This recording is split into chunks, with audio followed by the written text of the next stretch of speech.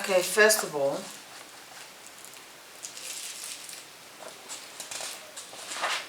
healthy personality traits. Once again, I just want to remind you that this information can be found on Google and the DSM. Okay, so the combination of the internet and the DSM, I believe firmly in the DSM. I'm sure there are other resources that are just as effective, but for me, I did study psychology and I did make use of the DSM. And maybe what I will do is at the very end, one of the last videos, I'll explain what the DSM is, what DSM stands for, and why it's reliable. But for now, I'm going to focus on healthy personality. So it's manifestations. This is the definition. It's manifestations of an individual who have been able to gratify their basic needs through acceptable behavior. Okay, so the thing with that is gratify means to satisfy. Okay.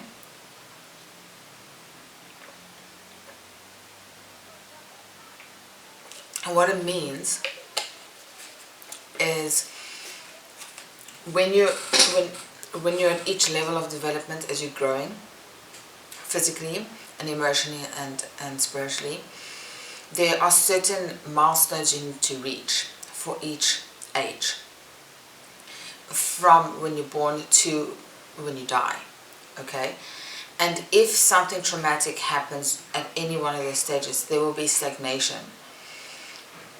And so there will be different dimensions of your personality that will stagnate and other dimensions of your personality that will mature and grow. So for me personally, I struggle with emotional regulation, in that I cry easily over things. So I can be really excited. I was listening to a conversation with an actor that I enjoy watching videos on her, because she has certain mental illness that I can relate to, that I understand.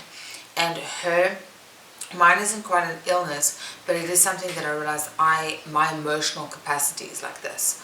She explained it well, so she had obviously done thorough research on it. And she said basically her emotions run from a scale of 1 to 10. And 1 being very sad or very disappointed, and 10 being very excited. On either one of those spectrums, she would start to cry. So if you're really excited, you'll start to cry. If you feel really loved and the emotion is so overwhelming, you'll start to cry. Not everybody is like that, okay?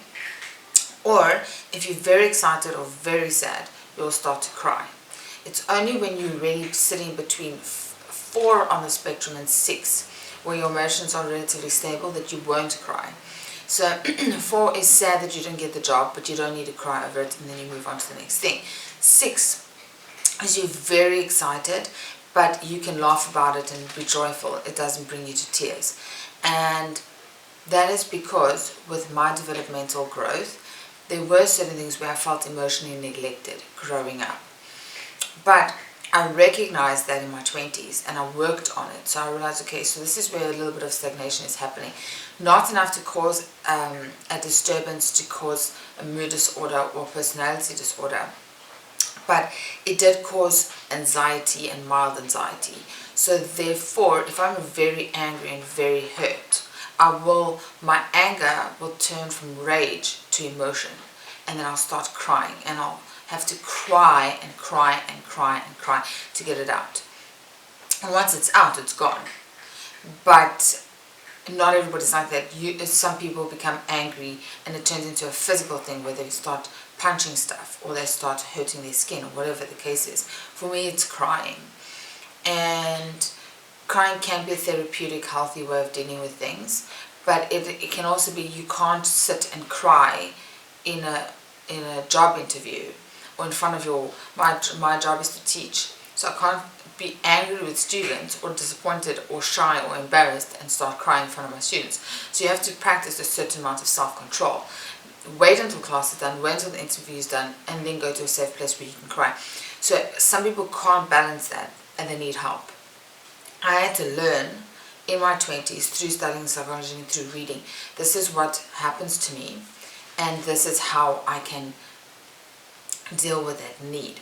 And so Dear Diary definitely works for me, and crying definitely works for me, and saying to my friends who understand my emotional side, because they're also emotional, so saying to my friends, do you have time at some point this week, because I need to talk it out.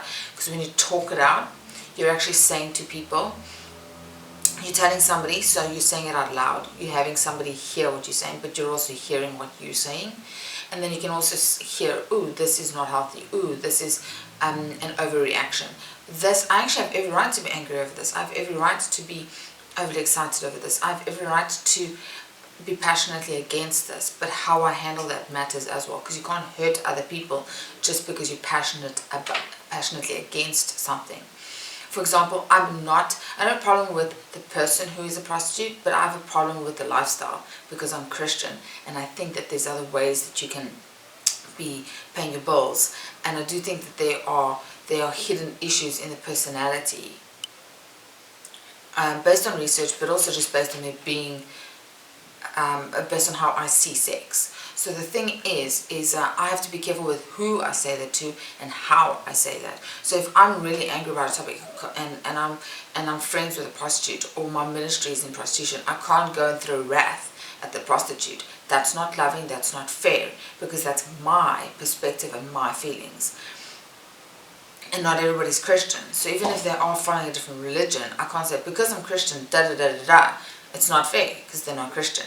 And even if they are, that's to say to them, you need to, I would need to be self-controlled. I would need to think about how I'm going to say. I think there are other options. There's less money in it, but there are other options for you to be able to pay your bills and honor God. So, but what I would do is I would go to my friend and I would say, this is what I'm going through. There are certain things in a relationship where it might be inappropriate to talk about relationship issues, so that is where I would have Dear Diary, and I would have time alone in the church talking to God, because there's certain things that I cannot discuss with my friends that are relationship issues for me. So that's another level of inappropriate sharing or inappropriate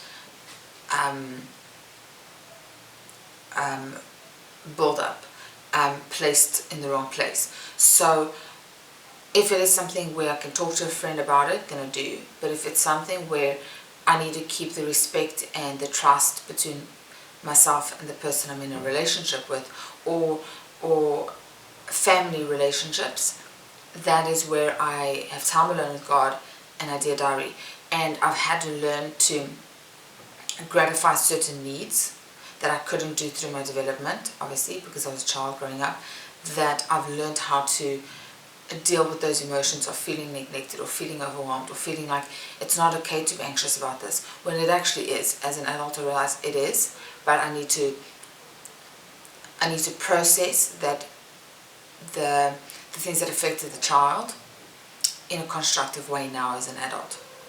Okay, so some people will have a disturbance where they need to go to a psychiatrist. Other people will have a slight disturbance, but it doesn't quite qualify as symptoms enough to be a mood disorder or to be a personality disturbance, where paid therapy or medication is necessary. Also, medication is mostly necessary for chemical imbalance. If there are healthy ways you can deal with your anxiety and your depression, you recognize, I'm in a depressed season, so what can I do to change this? How can I shift my focus? How can I change my environment or my circumstances that are affecting me? But usually chronic medication is for people with a chemical imbalance and where there's something in the brain that you cannot control. So there's a switch that you cannot control. This is where my understanding of medication would come in. And further than that, I'm not a psychiatrist, so I'm not going to give advice on that. My idea with this is to explain that in some areas, a healthy personality that's generally well adjusted is not always the person is completely healthy. There might be slight disturbances, but you can recognize it and you can moderate it. So there's